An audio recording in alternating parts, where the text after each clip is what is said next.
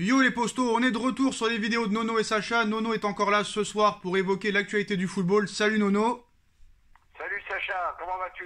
Ça va très bien. Alors aujourd'hui, on va évoquer l'actualité, surtout en fin de vidéo. Mais d'abord, une question, comme tu le sais, comme vous le savez les gars. Depuis quelques mois, la rumeur Zinedine Zidane au Paris Saint-Germain fait parler beaucoup. On sait que Maurizio Pochettino est très critiqué en interne, par les supporters, par la presse, surtout au niveau du jeu, avec l'équipe qui a été fait pour lui au Mercato. Le jeu ne donne pas du tout satisfaction, zéro identité de jeu. Alors il y a eu beaucoup d'entraîneurs, comme tu le sais aussi Nono, il y a eu beaucoup d'entraîneurs depuis l'ère Qatari, Carlo Ancelotti, Laurent Blanc, Unai Emery, Thomas Tuchel, Maurizio Pochettino. Et encore une fois, ça ne va toujours pas. Et aux yeux de Doha et du Qatar, un seul homme pourrait peut-être changer tout ça. Zinedine Zidane. 3 Ligues des Champions d'affilée avec le Real Madrid, une Liga, une légende en tant qu'entraîneur et aussi en tant que joueur. Donc moi, j'ai une question à te poser Nono. Est-ce que Zinedine Zidane serait le meilleur choix, enfin, pour coacher le Paris Saint-Germain et faire passer un cap à cette équipe, que ce soit au niveau du jeu, au niveau de l'autorité, et enfin pour gagner cette Ligue des Champions? Eh ben, je crois que c'est le dernier qu'il faut essayer et que c'est le dernier qui peut réussir. Et pourquoi? De par son aura, de par le respect qu'il inspire à un vestiaire, et je pense que c'est le seul qui est capable de dire non à Doha. Voilà, tout simplement. Alors, on sait que Maurizio Pochettino voulait quitter le Paris Saint-Germain l'été dernier, que eux, ils voulaient se rabattre sur Zidane, mais Zidane ne voulait pas prendre un club directement après avoir quitté le Real Madrid. Mais, comme vous le savez, Zidane au Real Madrid, certes, a gagné beaucoup de trophées, mais au niveau du jeu, c'était pas exceptionnel. Alors, honnêtement, Nono, Zidane au PSG, est-ce qu'on verrait du jeu, ou est-ce qu'on verrait comme le Real Madrid, mais on pourrait aller plus loin en Ligue des Champions, mais est-ce que ce serait vraiment le meilleur choix? Est-ce que Doha, contrairement aux autres, le laisserait faire ce qu'il veut? Au niveau du mercato, au niveau du jeu, au niveau des compositions d'équipe? Eh bien, c'est ce que je viens de te dire avant. Il aurait tous les pouvoirs. Et ça serait le seul qui serait capable de tenir tête à Doha. Quant au niveau du jeu, je dois reconnaître que ce n'est pas flamboyant, mais c'est un mec qui a la gagne en lui. Voilà, tu as des gens comme ça, qui ont la gagne en eux. Et c'est un mec qui peut te faire gagner la Ligue des Champions. Voilà ce que je pense. C'est un peu de la trempe de Didier Deschamps, de gens qui ont la gagne en eux, quoi. La culture de la gagne. Tout à fait, c'est ce que j'allais te dire, mais j'ai pas voulu rajouter Deschamps en plus. Mais c'est des types qui ont la gagne en eux. Même si le jeu n'est pas flamboyant, même si quelquefois ils ont une chance inimaginable, mais c'est des gens qui ont la gagne en eux. Et c'est le seul type qui pourra peut-être se faire respecter dans le vestiaire, malgré tous les égos qu'il y a dans ce vestiaire. Faut pas oublier qu'il y avait beaucoup d'égos dans le vestiaire du Real. Il les a tous matés, Oui. Et quand il fallait sortir quelqu'un, il le sortait. Oui, mais faut pas oublier. Je pense que ça serait vraiment la solution pour éventuellement enfin gagner cette Ligue des Champions. Faut pas oublier qu'au Real Madrid, quand il était coach, contrairement au Paris Saint-Germain, les joueurs qu'il avait étaient professionnels. Benzema, Cristiano Ronaldo, Sergio Ramos sont des véritables professionnels. Contrairement à des Neymar, Mauro Icardi, qui ne sont pas réellement professionnels. Marco Verratti n'est pas professionnel. Eh bien, il aura l'aura pour les rendre professionnels. Et si ça va pas, je pense qu'il est capable de les mettre sur le banc et qu'on en finisse une fois pour toutes avec ces divas. Là, ça m'intéresse. Là, ça m'intéresse. Est-ce que, par exemple, on laisserait un Zidane mettre un Neymar sur le banc et des stars sur le banc, alors que les autres n'ont jamais su le faire, n'ont jamais eu le cran de le faire? Eh bien, je pense que oui. Je pense que oui, parce qu'il a l'aura pour pouvoir le faire. Qu'est-ce que tu veux qu'un mec comme Verratti dise à Zidane? Il peut que la fermer. Voilà, même un Neymar, et pareil. Ils peuvent rien faire. C'est quand même, ça a quand même fait partie d'un des 5 meilleurs joueurs de l'histoire. Donc tu peux pas non plus faire le fanfaron avec lui, c'est pas possible. D'accord. Alors, prochaine question, est-ce que tu penses que un Zidane au PSG pourrait convaincre un Mbappé de prolonger, même à court terme? Malheureusement, non. Je pense que ça y est, il veut partir. Tu penses que Mbappé partira librement? Ça rejoint la vidéo d'hier que je te disais. Il fallait le vendre et acheter un milieu de terrain avec et construire vraiment une vraie équipe avec un vrai bloc. Et voilà l'erreur qui a été faite. Donc pour toi, même si Zidane débarque au Paris Saint-Germain, Mbappé ne prolongera pas? Non, rien à voir. Ok, bon bah c'est ton avis. Alors maintenant, une autre question. Admettons que Zidane refuse le poste et que Pochettino s'en va. Qui pourrait venir au PSG si Zidane acceptait pas le poste? Qui pourrait venir? Alors là, tu me poses une colle, parce que je ne vois pas qui en ce moment pourrait prendre la place. Là, sincèrement, tu me poses une colle, Sacha, je vois pas. Leonardo sur le banc?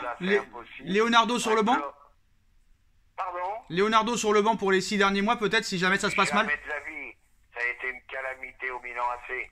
Ah, je suis pas d'accord. Je suis pas d'accord, il a gagné une Coupe d'Italie avec l'Inter de Milan, il avait éliminé le Bayern de Munich en 8ème, il avait quand même été en quart. Il y a pire. Oui, mais sur une saison, c'est pas suffisant. Il faut un top coach au PSG. Et là, je te dis, à part ces trois-là, je vois personne. Un Lucien Favre qui serait libre? Non plus. Il n'a pas assez de charisme pour un club comme le PSG. Moi, je te dis, à part les trois que je t'ai cités, je vois pas qui pourrait faire passer un cap. Hein. Et si, admettons, Zidane refuse pour aller peut-être en équipe de France en 2023, est-ce qu'un Deschamps, dans un an, pourrait entraîner le PSG, allez savoir? Eh ben, je vais te surprendre. Tu veux gagner la Ligue des Champions? Ouais.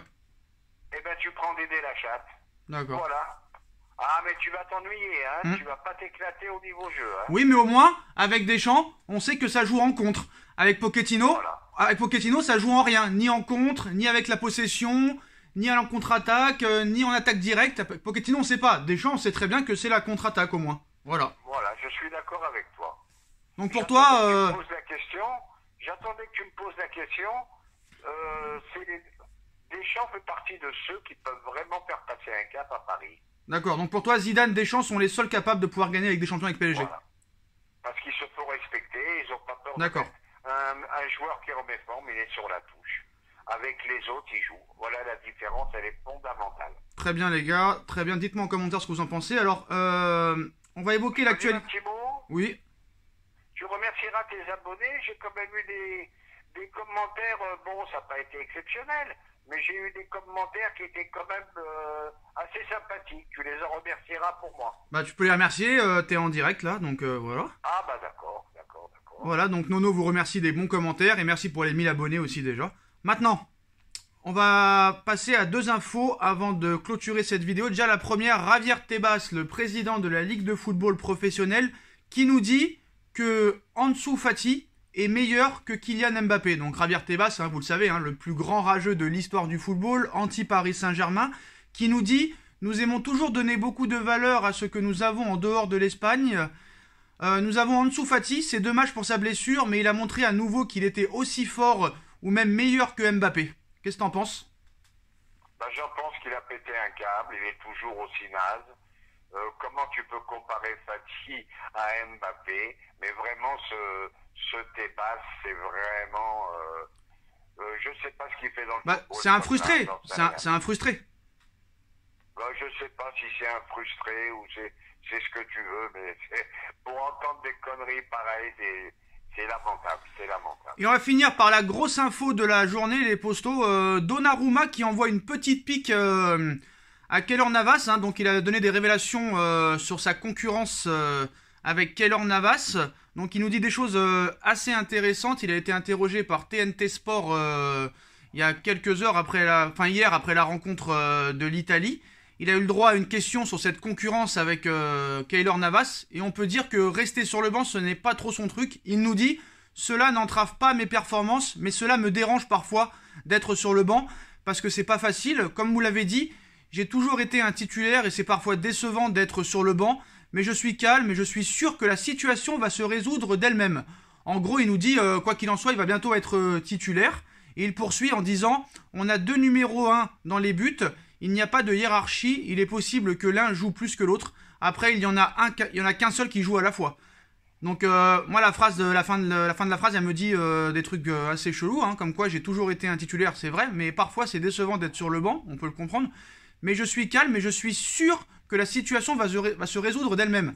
Ça veut pas dire genre bientôt je vais être titulaire, donc j'ai eu des promesses de la part des dirigeants.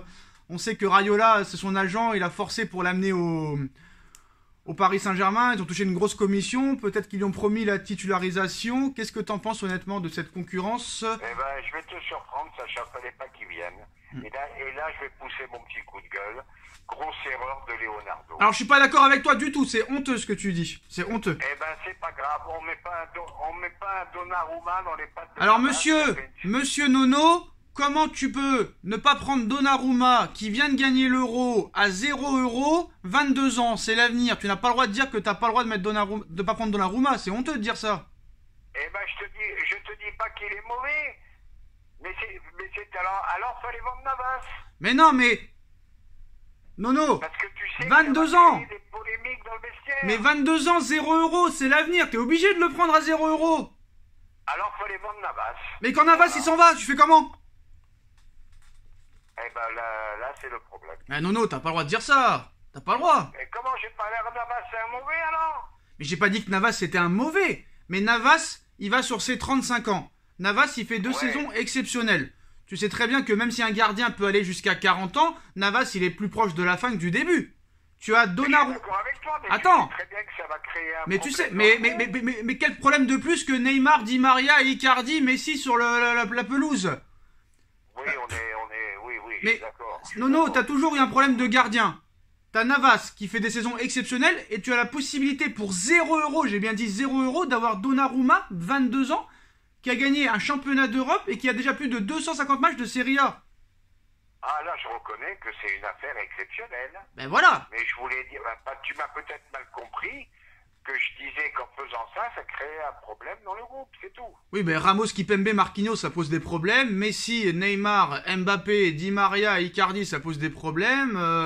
Mais t'es obligé de prendre Donnarumma. T'es obligé, 0 €. Ah, c'est une affaire. Là-dessus, il n'y a pas de problème. C'est une affaire. C'est une affaire. Non, moi je pense que tu t'es mal exprimé. Je pense que tu voulais dire que ils auraient dû faire une hiérarchie dès le début. Voilà, dès le début, t'as le numéro 1, t'as le numéro 2. Mais est-ce que Navas aurait accepté d'être numéro 2? Bah, ça, c'est un autre problème. Ben oui, Navas, il... Ah, je non. sais pas si Non, mais Navas, il a 35 ans, il sait très bien. Moi, ce que j'aurais fait, c'est que j'en aurais mis un titulaire en Ligue 1 et un titulaire en Ligue des Champions. Voilà. Ah, pourquoi pas, pourquoi pas. Comme au Real. Pourquoi pas. Je suis d'accord avec toi. Donc, qu'est-ce que... Mais quand même, c'est une bonne affaire, t'avoues. Ah, ben c'est une affaire exceptionnelle. Mais toi, tu l'aurais pas pris. Non, mais t'as le droit de le dire, hein. T'as le droit de le dire. Toi, tu l'aurais pas pris. Je te le dis, c'est le futur numéro 1 au monde. Alors, pourquoi tu voulais pas le prendre? Pourquoi tu voulais pas le prendre? Pour éviter de créer tous ces problèmes. Voilà, c'est tout. Donc, t'aurais pris un gardien de merde en numéro 2, quoi. Juste pour pas avoir de problème. Et Non. j'aurais pris un numéro 2 vraiment en dessous. Quoi? Voilà. J'aurais pris un numéro 2 qui soit bien en dessous de Donnarumma. J'ai pas compris, là. Ben, je me suis mal expliqué. J'aurais prêté Navas ou je sais pas ce que j'aurais fait. Je prenais Donnarumma titulaire avec un numéro 2 nettement en dessous. Voilà. Pourquoi toi, tu préfères pas avoir deux gardiens? Tu préfères pas avoir deux gardiens top et tu préfères avoir un bon gardien et un gardien mauvais, genre? Ouais, mais Sacha, tôt ou tard, ça crée des problèmes. C'est ça Ah que ouais, bon on alors est là... pas d'accord. Bah bizarrement, le Real, ils avaient Courtois et Navas, ça les a pas empêchés de gagner 3 Ligues des Champions, bref. Je suis d'accord, il y a toujours les exceptions qui confirment la règle. Je Chacun suis d'accord. aura son avis, mais en tout cas, je pense que avoir ces deux gardiens, c'est une chance. Il y en a qui peut-être sont pas d'accord avec moi. En tout cas, c'est la liberté d'expression. En tout cas, merci Nono d'avoir été présent dans cette vidéo. Tu es d'accord avec moi qu'on peut être en désaccord de temps en temps? Ah bah c'est heureusement, sinon on fait plus de vidéos, hein, on fait plus de débats, on fait plus rien. Voilà. Je suis d'accord avec toi. Voilà les postos, dites-moi en commentaire ce que vous pensez de toutes ces infos. On like, on partage, on commente, on s'abonne et on se retrouve très vite pour une nouvelle vidéo. Salut Nono, salut les postos. Tchuss. Allez, tchuss, à bientôt.